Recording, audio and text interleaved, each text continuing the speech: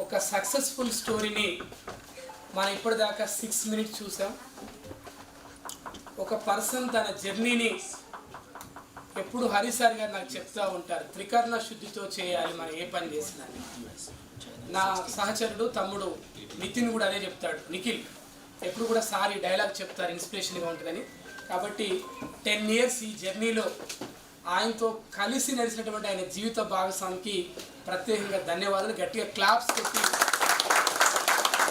Tax filing India 10th annual day సందర్భంగా శ్రీనివాస్ గారిని ఇప్పటిదాకా ప్రోత్సహించి, శ్రీనివాస్ గారి జర్నీలో తనకు వెన్నుపోటు పొడిచి కూడా తనను రాటు తేలడానికి సహకరించిన ప్రతి ఒక్కరికి కూడా ఈ సందర్భంగా ఆల్ ది బెస్ట్ చెప్తూ, కంగ్రాచులేషన్ చెప్తూ, వన్స్ అగైన్ 11th yearలోకి అడుగు పెడుతున్న మన ట్యాక్స్ ఫైలింగ్ ఇండియాకి ఆ కంపెనీ స్థాపకుడు ఆయన బిజినెస్ మ్యాన్ సినిమా చూసి ఈ యొక్క సంస్థను స్థాపించాలని చెప్పాడు.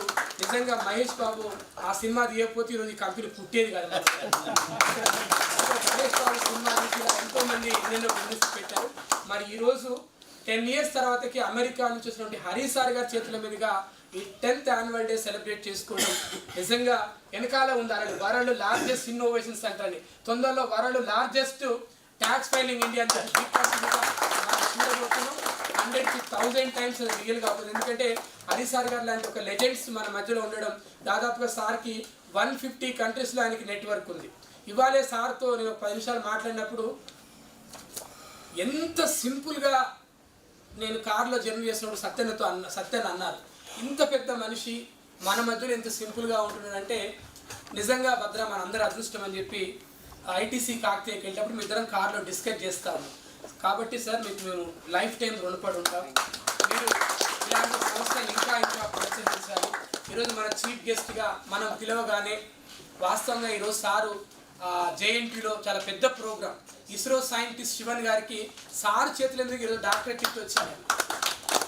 సార్ చేతుల మీద డాక్టరేట్ ఇచ్చి ఈరోజు మన మధ్యలో కూర్చొని ఇంత సింపుల్గా ఉన్నారు.